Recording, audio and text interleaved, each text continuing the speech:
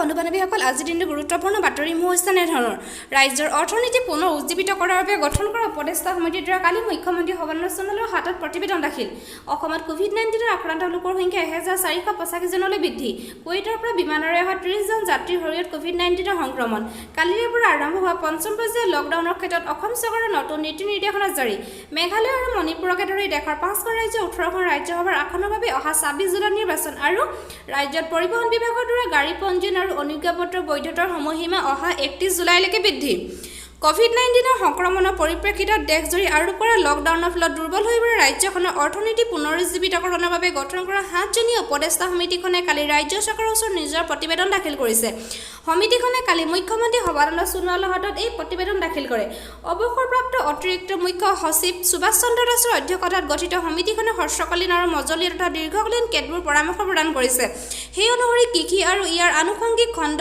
উদ্যোগ ব্যৱসায় বাণিজ্য পৰিবহণ পৰ্যটন আৰু আতিথ্য খণ্ড নিৰ্মাণ খণ্ড প্ৰৱৰ্তিত শ্ৰমিকৰ নিয়োজনৰ ব্যৱস্থা আদি বিভিন্ন দিশ অন্তৰ্ভুক্ত কৰা হৈছে সমিতিখনে ক্ষুদ্ৰ ব্যৱসায়ী দোকান আৰু অন্যান্য ব্যৱসায় খণ্ড বাণিজ্য আৰু পৰিবহণ খণ্ড ভ্ৰাম্যমাণ থিয়েটাৰ শিল্পী আৰু কলাকুশলী চলচ্চিত্ৰৰ সৈতে জড়িত কলাকুশলী তথা অন্যান্য কৰ্মচাৰীসকলৰ বাবেও কেতবোৰ পৰামৰ্শ আগবঢ়াইছে সমিতিখনে পৰ্যটন আৰু আতিথ্য খণ্ড হোটেল ৰেষ্টুৰেণ্ট আৰু অন্যান্য সেৱা খণ্ড তথা উদ্যোগ খোলাৰ দিশত নীতি নিৰ্দেশনা যুগতে উলিয়াবলৈ পৰামৰ্শ আগবঢ়াইছে মুখ্যমন্ত্ৰীগৰাকীয়ে সমিতিখনে আগবঢ়োৱা পৰামৰ্শাৱলীৰ অধ্যয়ন তথা ৰূপায়ণৰ এটা বিস্তৃত পৰিকল্পনা যুগুত কৰাৰ বাবে 3জনীয়া মন্ত্ৰীগোটে এখন সমিতি গঠনৰ কথাও তেওঁ ঘোষণা কৰিছে অসমত কোভিড-19 আক্ৰান্ত লোকৰ সংখ্যা 1485 হৈছেগৈ কুৱেইটৰ পৰা বিমানেৰে অহা আৰু 30 জন যাত্ৰীৰ কালি কোভিড পজিটিভ হোৱাৰ পিছত ৰাজ্যখনত কোভিড আক্ৰান্তৰ সংখ্যা 1485 লৈ বৃদ্ধি পায় এই লোকসকল বন্দে ভাৰত অভিযানৰ অধীনত 29 মেত বৰঝাৰত উপস্থিত হৈছিল আনহাতে কালি চিনাক্ত হোৱা আন 51 জন আক্ৰান্তৰ ভিতৰত চৰাইদেউ আৰু তিনিচুকীয়াৰ 3জনকৈ শোণিতপুৰ শিৱসাগৰ আৰু নগাঁৱৰ 1জনকৈ বৰপেটাৰ 11 জন ওদালগুৰি 5 জন ধুবুৰী আৰু দৰঙৰ 3জনকৈ ডিব্ৰুগড়ৰ 14 জন আৰু ধেমাজি 4 জন আছে ইপিনে 99 জন ৰোগীক চিকিৎসালয়ৰ পৰা ঘৰলৈ যাবলৈ দিয়া হৈছে ইয়াৰে কালাপাহাৰ চিকিৎসালয়ৰ পৰা 46 মহেন্দ্ৰ মোহন চৌধুৰী চিকিৎসালয়ৰ পৰা 22 জন তেজপুৰ চিকিৎসা মহাবিদ্যালয়ৰ পৰা 13 জন যোৰহাট চিকিৎসা মহাবিদ্যালয় হস্পিটেলৰ পৰা 7 জন বৰপেটা চিকিৎসা মহাবিদ্যালয় হস্পিটেলৰ পৰা 2 জন শিলচৰৰ পৰা 8 জন আৰু ডিব্ৰুগড়ৰ অসম চিকিৎসা মহাবিদ্যালয় হস্পিটেলৰ পৰা 1 জন ৰোগীক ঘৰলৈ যাবলৈ দিয়া হৈছে ইয়াকে লৈ ৰাজ্যখনত বৰ্তমান চিকিৎসাধীন ৰোগীৰ সংখ্যা 1099 জনলৈ হ্ৰাস হোৱাৰ লগতে মুঠ সুস্থ হৈ উঠা লোকৰ সংখ্যা 284 জনলৈ বৃদ্ধি পাইছে অহা 3টা দিনৰ ভিতৰত বেছিভাগ ৰোগীকে ঘৰলৈ যাবলৈ দিয়া হ'ব বুলি স্বাস্থ্যমন্ত্ৰী হিমন্ত বিশ্ব শৰ্মাই জানিবলৈ দিছে গুৱাহাটীৰ বিভিন্ন কোৱাৰেণ্টাইন শিবিৰত থকা প্ৰায় 1500 যাত্ৰীক কালি তেওঁলোকৰ নিলগীয়াকৰণৰ সীমা সম্পূৰ্ণ হোৱাৰ পিছত হোম কোৱাৰেণ্টাইনৰ বাবে পঠিওৱা হয় আনহাতে গুৱাহাটী মহানগৰীত বৰগাঁও ইনষ্টিটিউট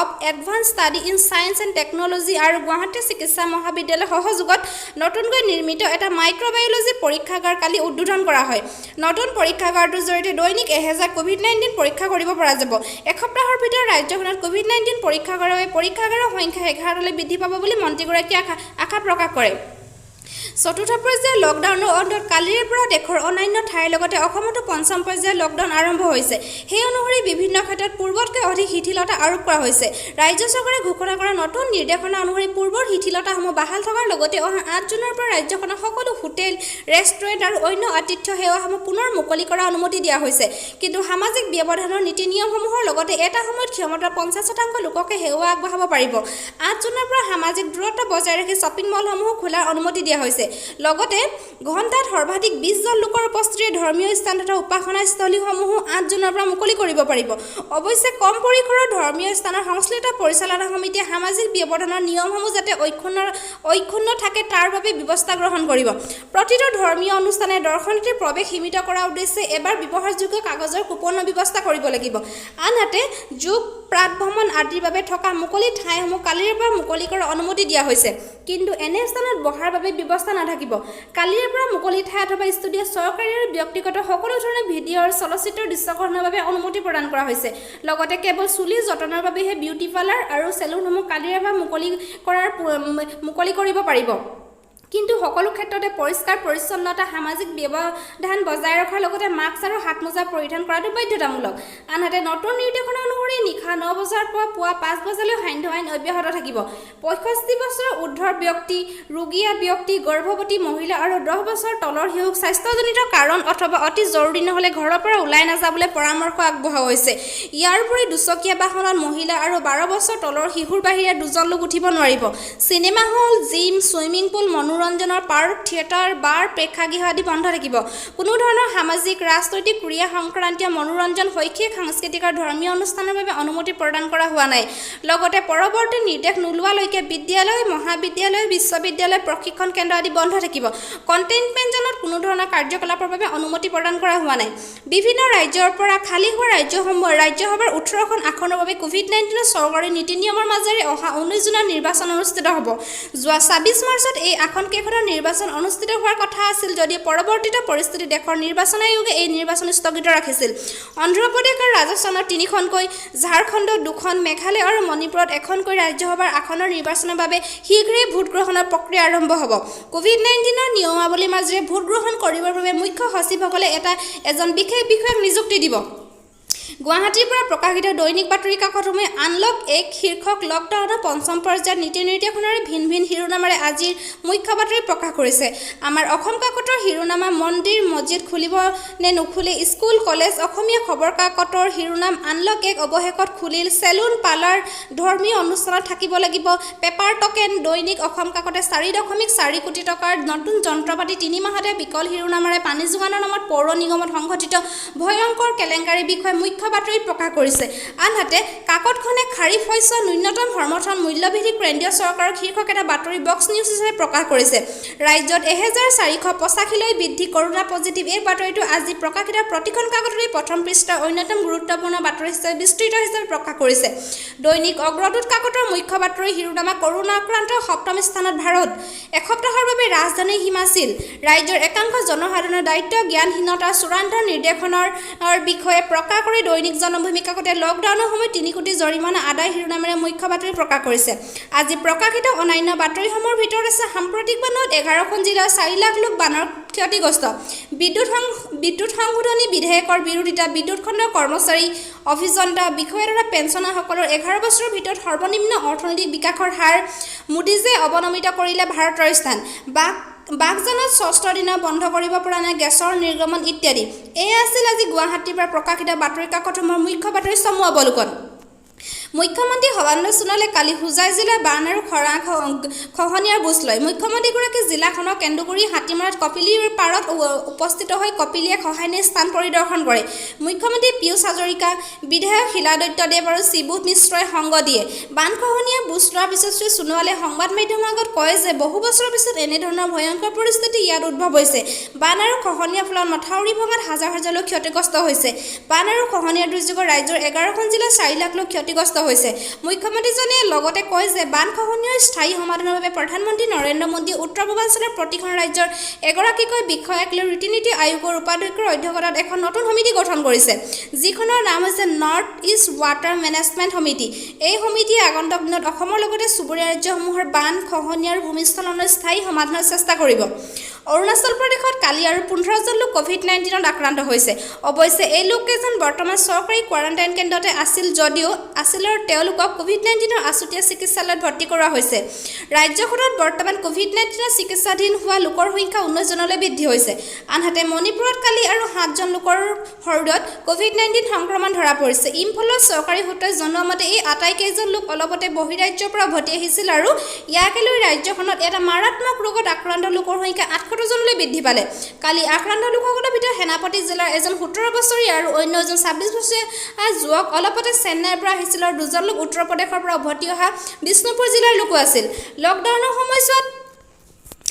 লকডাউনৰ সময়ছোৱাত বিগত দিনকেইটা দেশৰ বিভিন্ন ৰাজ্যত আবদ্ধ হৈ থকা প্ৰায় 11,900জন ব্যক্তি মেঘালয়লৈ উভতি আহিছিল।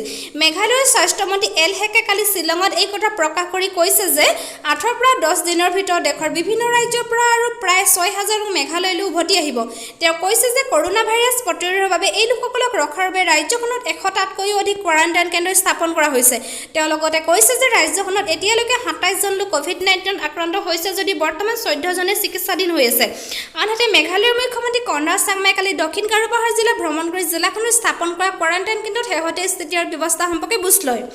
ৰাজ্য চৰকাৰৰ পৰিবহণ বিভাগে গাড়ীৰ পঞ্জীয়ন, অনুজ্ঞাপত্ৰ, অনুমতিপত্ৰ আদিৰ ক্ষেত্ৰত বৈধতাৰ সময়সীমা 31 জুলাইলৈ বৃদ্ধি কৰি অধিসূচনা জাৰি কৰিছে। পঞ্জীয়ন নৱীকৰণৰ ক্ষেত্ৰতো জৰিমনা ৰেহাই দিয়া হৈছে। ভাৰত চৰকাৰৰ পথ পৰিবহণৰ ৰাষ্ট্ৰীয় ঘাইপথ দপ্তৰৰ নিয়মাৱলী ভিত্তিত ৰাজ্য চৰকাৰে এই সিদ্ধান্ত গ্ৰহণ কৰিছে বুলি এক বিজ্ঞপ্তিযোগে প্ৰকাশ কৰিছে। ইয়াৰ উপৰিও যাত্ৰীবাহী বাছ আৰু মালবাহী বাহনৰ ক্ষেত্ৰতো সংযুক্ত মাচুলৰ ব্যৱসায়িক কৰ 31 জুলাইলৈকে ৰেহাই দিয়াৰ সিদ্ধান্ত লোৱা হৈছে। প্ৰধানমন্ত্ৰী নৰেন্দ্ৰ মোদীয়ে কৈছে যে ভাৰতৰ দৰে এখন ৰাষ্ট্ৰত উপযুক্ত চিকিৎসা আন্তঃগাঁথনি আৰু চিকিৎসা শিক্ষাৰ সুব্যৱস্থা থকাটো অতি প্ৰয়োজনীয়। দেশৰ প্ৰতিখন জিলাতে চিকিৎসা মহাবিদ্যালয় অথবা স্নাতকোত্তৰ চিকিৎসা শিক্ষা প্ৰতিষ্ঠান স্থাপন কৰাটো সুনিশ্চিত কৰাৰ বাবে কাম কৰি থকা হৈছে। কৰ্ণাটকৰ Rajiv Gandhi university of health ছায়েন্সৰ ৰূপালী জয়ন্তীত অংশ লৈ প্ৰধানমন্ত্ৰীয়ে কয় যে কেন্দ্ৰীয় চৰকাৰে যোৱা 6টা বছৰ স্বাস্থ্য আৰু চিকিৎসা শিক্ষা খণ্ডৰ সংস্কাৰ উচ্চ অগ্ৰাধিকাৰ প্ৰদান কৰিছে। তেওঁ কয় যে দেশত অতি সোনকালে অতিৰিক্ত 22খন অখিল ভাৰতীয় আয়ুৰ্বিজ্ঞান প্ৰতিষ্ঠান স্থাপনৰ কাম সম্পূৰ্ণ হৈ উঠিব। তেওঁ লগতে কয় যে যোৱা 5 বছৰত MBBSৰ 30,000ৰ অধিক আসনৰ স্নাতকোত্তৰ শাখাত 15,000 অতিৰিক্ত আসন সংযোজিত হৈছে।